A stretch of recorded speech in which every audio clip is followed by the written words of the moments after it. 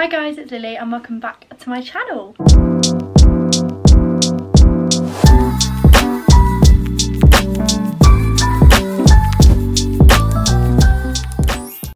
So I thought I'd come and do a little bit of a different type of video, just come and sit down with you guys and just talk to you about my recommendations for laying out a workout, how to set up a workout program, what to do within the session and stuff like that. So I am a recently qualified personal trainer. I have my level 2 and level 3, just so you know a little bit about me. I am going on to study sport and exercise science at university, and I just have a big passion for this if you're not really sure who I am. So if you're watching this, chances are you might be a bit of a beginner, you might be a bit stuck in the gym and you're not sure how to structure your workouts. So I'm just going to talk you through how personally I like to set my workouts out and what I think is best optimally. First and foremost, you should be warming up every single time you work out.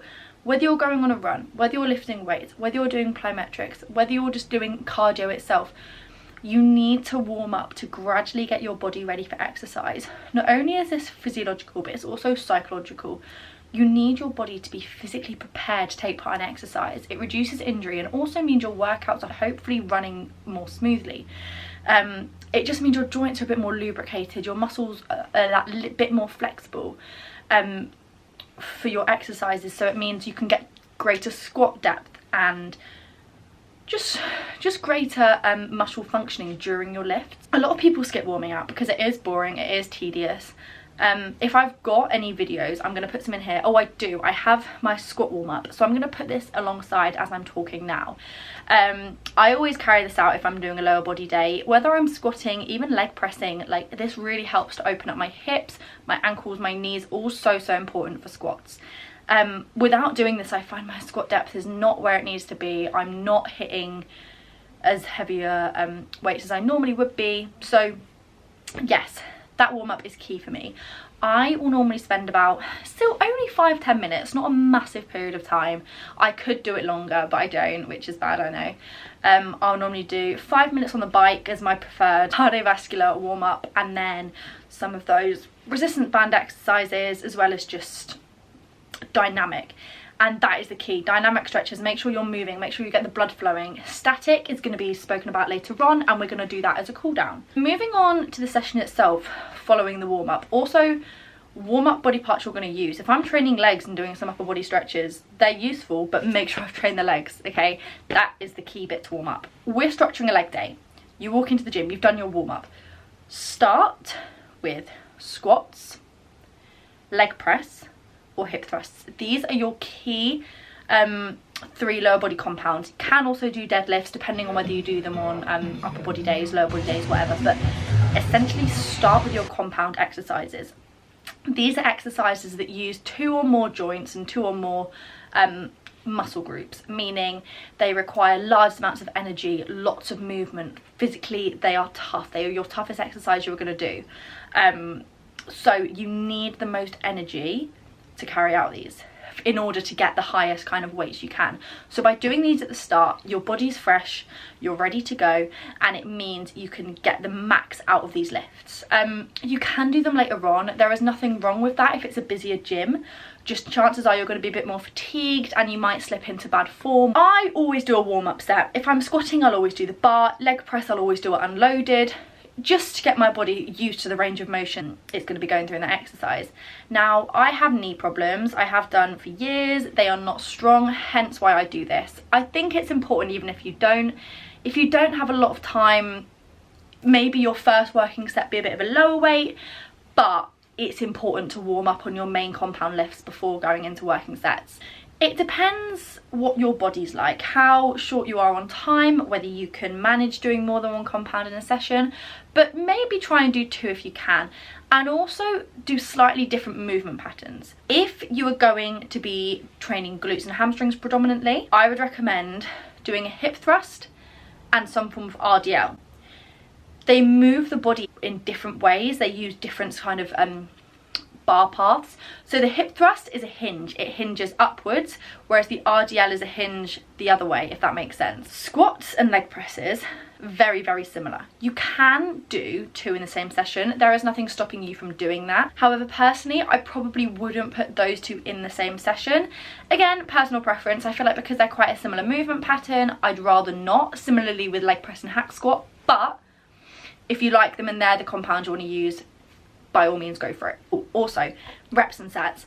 For my compounds, I will normally do 3 to 4 working sets, mainly 4 working sets and a lower rep range. If I'm really pushing for my strength, I will do 6 to 8 reps, but if not, I will tend to do 10 to 12. I know that's such a lie.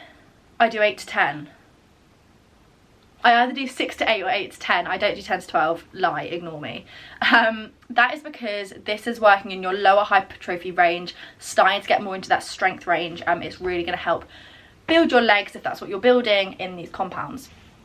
It's exactly the same for upper body. If you're going to be doing an upper body session, start with your bent over row or bench press, simply because they are your main compounds. They're going to take the most energy. They are compound movements. I've explained what they are. I've given examples. Again, I'll put graphics and stuff on the screen because I am rambling a lot in this video, I'm aware. But it's, like I said, different type of video, a bit more informative. Next, you can move on to either an isolation or unilateral. Let me just define those 2 terms for you. An isolation exercise is something that is using one muscle group and joint. You're focusing on one muscle. So, for example, bicep curl, that's an isolation exercise. Leg extension, that's an isolation exercise focusing on the quadriceps. You can do one of them. Again, I normally do about 10 to 12 reps, or sometimes even 12 to 15 if I'm really pushing it, but they tend to be exercises where I'm lifting a much lighter weight. So lateral raises, I cannot lift a heavier weight, so I will do about 4 kilograms and I will do 15 reps. Or if I'm doing cable lateral raise like the one I'm showing here, I will do 15 reps of literally the lowest weight here. It's just a way to help endurance rather than focusing on strength and hypertrophy, because you'll hit that in your compound exercises. Unilateral is essentially where you are using one side of your body and then you're going to do the same on the other side. So this is a Bulgarian split squat. This is a step up. This is, you can even do shoulder press and just do one shoulder. It's simply where you're just hitting one side of your body other than the other one. This is so important for imbalances. I personally have an imbalance in my back, I think, or in my shoulders, where I can lift more reps at the same weight on my right hand side than I can on my left hand side. So what I do to combat this is unilaterals. If you were doing unilaterals for the sake of balancing an imbalance, start with your least dominant side. So if I can only do 8 reps of lateral raises with my left shoulder, but I can do 10 with this shoulder, I'm going to start on this shoulder, and when I get to the point I cannot do any more, if I can only do 8, I will only do 8 on this shoulder. Because if I push that one to 10 and only do this one at 8, it's just going to increase that imbalance even more. So yeah, with unilaterals it's really important that you're doing the same reps on each side. So I'm going to again put a little bit of a snippet up here of what my session would look like. Whether I switch in the unilaterals or isolations, I will do 3 in total. Whether that's 2 unilaterals, 1 isolation, 2 isolations and 1 unilateral, it simply depends on the session. And then following that, I will do a cool down where I will do static stretches. I will hold these for 30 seconds minimum.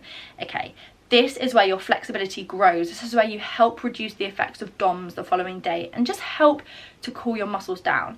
A cool down is so important, not only so you don't feel as sore the next day, but also to prevent things like blood pooling where your muscles haven't cooled down properly and you can cause injury and damage. But not only that, I think psychological elements are also important, because it also shows you've come to a close of your session, you're finished, it's done, it's nice and relaxing, nice and calming. You can even put some calming music on whilst you're doing your stretching. But yeah, it's that gradually reducing that heart rate. Again, stretching the muscles you've used in the session.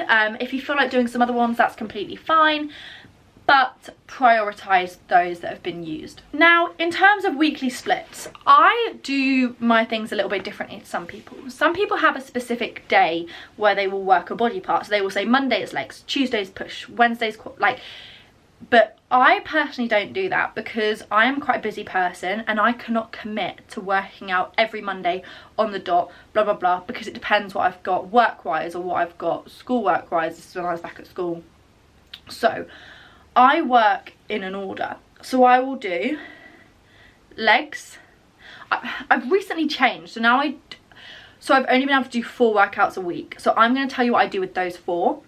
I do legs, upper 1, legs 2, upper 2.